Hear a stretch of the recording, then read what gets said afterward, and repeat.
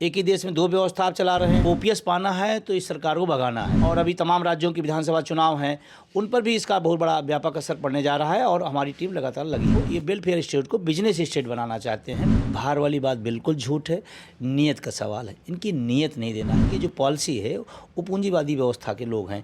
तो पूंजीवादी व्यवस्था के लोग चाहते हैं कि या तो टॉप वाला रहे या तो 5 किलो राशन वाला रहे। 5-5 राज्यों के अंदर पेंशन बहाल हुई है, वो सरकारें दे रही हैं।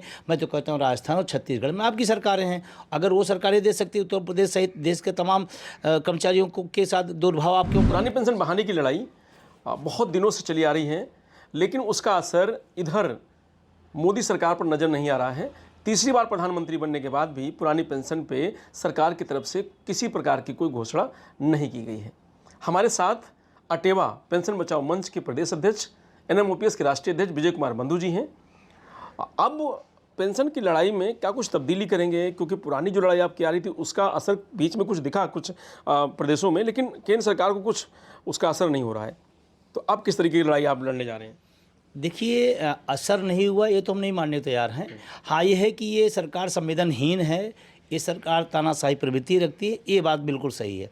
असर तो न पड़ता तो उन्होंने एक कमेटी बनाई है एनपीएस में सुधार के लिए, उसको प्रोपोगंडा ऐसा किया गया, कुछ कर्मचारी संगठनों द्वारा भी किया गया कि ओपीएस के लिए नहीं है। ये बात मैं क्लियर करना चाहता हूँ। और एनपीएस में आप क्या सुधार करेंगे क्या नहीं करेंगे उससे हमारा कोई वास्ता नहीं है। और अभी तो वित्त सचिव साहब का जब बयान आया था आपने देख ही लिया, कोई चीज़ के लिए आपको कमेटी बना के चेयरमैन बनाया गया है और आपने उसके पहले ही सारी चीज़ें तय कर दिया कि वो मुमकिन नहीं है, तो फिर उस कमेटी का क्या मतलब है? एनपीएस में सुधार के लिए अटेवा एनएमओपीएस संघर्ष नहीं कर रहा है। हमारा संघर्ष हूबहू पुरानी पेंशन के लिए है। 5-5 राज्यों के अंदर पेंशन बहाल हुई है, वो सरकारें दे रही हैं। मैं तो कहता हूँ राजस्थान और छत्तीसगढ़ में आपकी सरकारें हैं, अगर वो सरकारें दे सकती उत्तर प्रदेश सहित देश के तमाम कर्मचारियों के साथ दुर्भाव आप क्यों कर रहे हैं, दुर्भावना क्यों कर रहे हैं? एक ही देश में दो व्यवस्था आप चला रहे हैं, तो असर है। और अब है कि संवेदनहीन है, इसलिए दिक्कत है। परिवर्तन की बात अगर करें आंदोलन, तो हाँ ये बात सही है, बजट में बिल्कुल निराशा रही।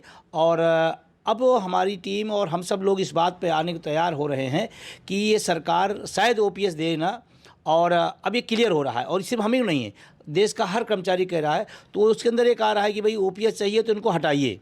ये दौर आने वाले समय में बढ़ेगा। और अभी तमाम राज्यों की विधानसभा चुनाव हैं, उन पर भी इसका बहुत बड़ा व्यापक असर पड़ने जा रहा है और हमारी टीम लगातार लगी है। सरकार, आप कह रहे हैं कि ओपीएस चाहिए, सरकार कहे कि एनपीएस हम और बेहतर कर रहे हैं, एनपीएस हम दे रहे हैं आपको, तो सरकार ओपीएस की बात ही नहीं कर रही और आप एनपीएस के बारे में कुछ सुनना नहीं चाहते हैं। देखिए, अभी उत्तर प्रदेश सरकार ने लोकसभा चुनाव में हार हुई। उत्तर प्रदेश सरकार ने जो 1.5 साल से पेंडिंग पड़ा हुआ था, 28 मार्च 2005 के पहले वालों दिया। उसके पहले विधानसभा में उठा दी कि वित्त मंत्री का ही सुझाव था, उनका ही बयान था, सदन में था। नहीं ओपीएस में कुछ नहीं किया उन्होंने ना, मजबूरन किया, हार की वजह से किया। अब नहीं तो जो लड़ाई आपकी लड़ रहे थे, आप बड़े बड़े कार्यक्रम आपके तमाम सारे हुए, लोकसभा में असर भी दिखा, लेकिन अब लड़ाई में कुछ चेंज करेंगे आप, कुछ अलग से, अब एक अलग विचारधारा के, मतलब अलग एक लाइन लेके चलेंगे, आप लोगों को क्या समझाएंगे? बड़ी लड़ाई लड़नी पड़ेगी आपको? नहीं, चेंज करेंगे। और हम नहीं है बल्कि पूरा देश कर्मचारी भी कह रहा है। ये बजट के बाद लोगों ने कहना शुरू कर दिया कि ओपीएस पाना है तो इस सरकार को भगाना है। ये बात लोगों के अंदर जा रही है और बहुत सारे और मैं सरकार को भी बताना चाहता हूं कि आप इस विषय पर, आपके जो समर्थक है, आपके जो वैचारिक रूप से जुड़े हुए लोग हैं, वो छोड़ रहे हैं। आपको इस बात को समझना चाहिए।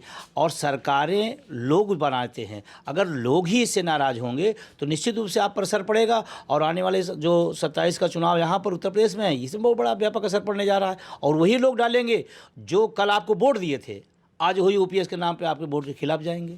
सरकार को ये दिख रहा है कि उसको नुकसान हो रहा है, आप मांग भी कर रहे हैं, उनको मालूम है कि आप नुकसान कर रहे हैं, उसके बाद भी पुरानी पेंशन की बात सरकार क्यों नहीं कर रही? कह रही लोड पड़ रहा है इसलिए। देखिए, लोड वाली बात बिल्कुल नहीं है, झूठ है। बाहर वाली बात बिल्कुल झूठ है, नीयत का सवाल है। इनकी नीयत नहीं देना है, क्योंकि इनकी जो पॉलिसी है वो पूंजीवादी व्यवस्था के लोग हैं। तो पूंजीवादी व्यवस्था के लोग चाहते हैं कि या तो टॉप वाला रहे या तो 5 किलो राशन वाला रहे, और बीच का हर व्यक्ति बाहर हो जाए। गुजरात उसका बढ़िया जीता जागता उदाहरण है। वहाँ पर सरकारी नौकरियाँ, सरकारी संस्थान बिल्कुल हो, वही सारा पूरा देश में हो रहा है, चाहे किसी विभाग का हो।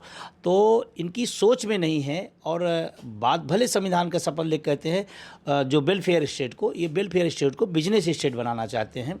और आप देख रहे हैं सारी इनकी योजनाएँ ऐसी आ रही हैं जो जनता से कोई मतलब नहीं है, लेकिन उद्योगपति कैसे लाभ पाएगा, उद्योगपति कैसे फ़ायदा होगा? उद्योग अब इलेक्ट्रल बॉन्ड क्यों फ़ायदा दिला रहे हो? इलेक्ट्रल बॉन्ड ने क्लियर किया है। तो इनकी सोच में नहीं है। और देश की जो जनता है, हमारा जो संविधान है, उसकी जो एक थीम है कि वेलफेयर स्टेट, और वेलफेयर स्टेट तो एनपीएस नहीं है, ओपीएस है वेलफेयर स्टेट का। जी जी, विपक्ष आपके साथ है?